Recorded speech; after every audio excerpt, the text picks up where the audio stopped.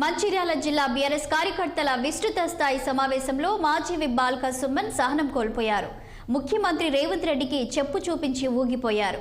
ఆగ్రహానికి లోనైన బాల్క సుమన్ తన కాలికున్న చెప్పును తీసి రేవంత్ రెడ్డిని కొడతానంటూ రెచ్చిపోయారు. సీఎం హోదాలో ఉన్న రేవంత్ రెడ్డి మాజీ ముఖ్యమంత్రి కేసీఆర్ పై ఇష్టం వచ్చినట్లు మాట్లాడడం సరికాదని హెచ్చరించారు బాల్క సుమన్. కేసీఆర్ 10 సంవత్సరాల్లో తెలంగాణ రాష్ట్రాన్ని అభివృద్ధి చేస్తే మర్యాద లేకుండా మాట్లాడుతున్నాడని మండిపడ్డారు బాల్క సుమన్.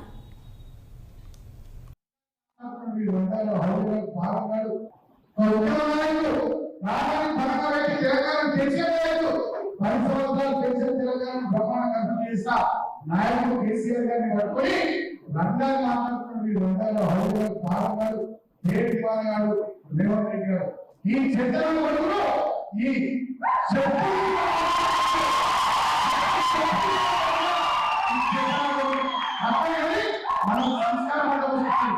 మన సంస్కారం వస్తుంది. బిడ్డ పుస్తకాలు ఎవరైనా కొత్త కబర్తో ప్రభుత్వం లేకపోవచ్చు. లక్షల మందిలో 19 మనం చేపట్టిన 10 అధికారులు ఉన్నాం. మేము అనుకుంటే నువ్వు ఉంటున్నారా? నీ కాంగ్రెస్ ఉందా? నీ లీడర్లు ఉందా? నీ ఉత్తరాలు కట్టడి చేస్తే ప్రాణంలో కలిపి పారుతుంది, దూరం పారుతుంది ఒక్కొక్కరు. కానీ మేము ఆ కక్ష సాధింపు దూరం పోలేదు.